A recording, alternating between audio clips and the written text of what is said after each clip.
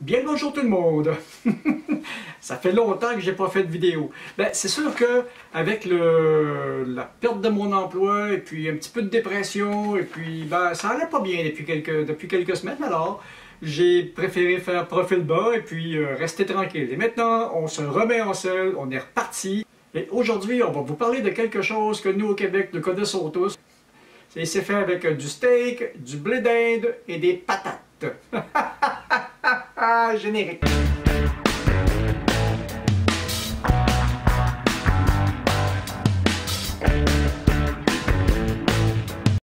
C'est ça, c'est le pâté chinois. On va essayer de démystifier quelques petites affaires à ce sujet-là, mais c'est pas certain qu'on y arrive. Et c'est comme Beaumont l'a dit dans la comédie de situation écrite par Claude Meunier à l'époque. Eh oui, c'est steak, blé d'Inde, patate.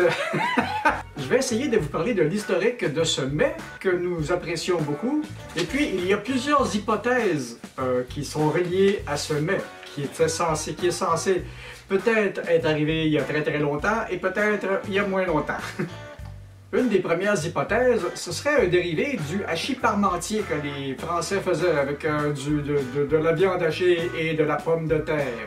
Il paraît qu'au Québec, les gens ont pris le pemmican, qui était de la viande et du blé d'Inde, et ils y ont rajouté des patates. Le pemmican, c'était de la viande hachée et du blé d'Inde et différentes choses, et en ajoutant la pomme de terre, on arrive au pâté chinois moderne. C'est une hypothèse. Ce n'est probablement pas la vérité. Deuxième hypothèse. Hypothèse de la construction du chemin de fer pan-canadien. Il paraît qu'on servait aux Chinois une mixture qui était faite avec de la viande hachée, du blé d'Inde et des patates. Et ça a été appelé le pâté chinois parce que c'était servi à des Chinois. Pas sûr. Ce n'est qu'une autre hypothèse.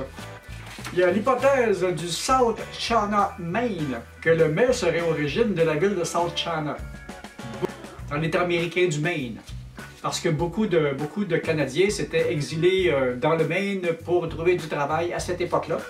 Et ce même mélange de steak, blé d'Inde, de patates s'appelait China Pie, qui est devenu plus tard le pâté chinois au Québec.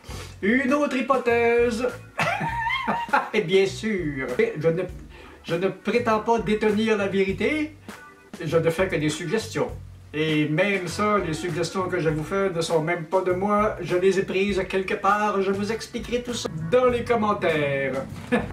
Il y a aussi l'hypothèse de l'expédition manquée du Sieur de la Salle qui devait aller rejoindre la Chine par l'ouest et ne s'est rendu à peu près qu'au Grand Lac et n'ont mangé pendant tout leur trajet que toujours encore de la viande hachée, du blé d'Inde et des patates. Il y a un historien qui en parle là-dessus, vous regarderez sur Wikipédia. Il y a aussi l'hypothèse de l'échine de porc au tout début de la colonie.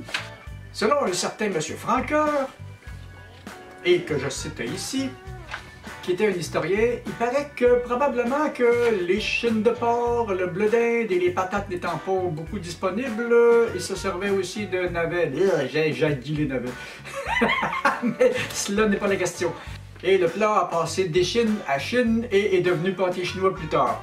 Bon, c'est une autre hypothèse. Et dans la petite vie, Claude Meunier a popularisé la nomination de ce plat. Et Thérèse en a fait une infinité de variantes, toutes plus loufoques que les unes que les autres. Et puis de toute façon, faire du pâté chinois, c'est un très bon mets que j'aime beaucoup. Monté avec Alors voilà quelques images ici, là. Et puis, ben, c'est ça, c'est pas vraiment compliqué. C'était une petite vidéo rapide, pas vraiment informative. Je vous laisserai la bibliographie dans les commentaires en bas. Et puis, j'ai trouvé ça sur une page de Wikipédia. J'ai trouvé ça très amusant et très fun. Au lieu de cuisiner le pâté chinois que nous, on connaît tous et que vous, en Europe, connaissez moins, bien, j'ai préféré donner des explications parce que de toute façon, je ne mange pas beaucoup de viande. Quand je cuisine pour YouTube et que je fais des bonnes quantités, soit que j'invite des amis ou que j'en mange pendant une semaine de ma bouffe. Alors, c'était ça. C'était une petite explication. J'ai voulu faire ça amusant. Et puis, si j'en ai d'autres comme ça qui s'en viennent, et ça va être probablement la nouvelle formule. Au lieu de cuisiner certains plats, je vais vous en donner les dénominations, les provenances et quelques images aussi. Et pour les recettes et pour les techniques, sur Internet, vous en avez toutes sortes de variantes. Il y a juste à demander le nom du plat et puis ça va se faire tout seul. Alors, c'est ça. Si vous avez aimé la vidéo, donnez-moi des petits pouces. Abonnez-vous à la chaîne. Partagez les vidéos et puis ben c'est ça, à la prochaine, il y en a une autre qui s'en vient, ça sera pas tellement long. Salut!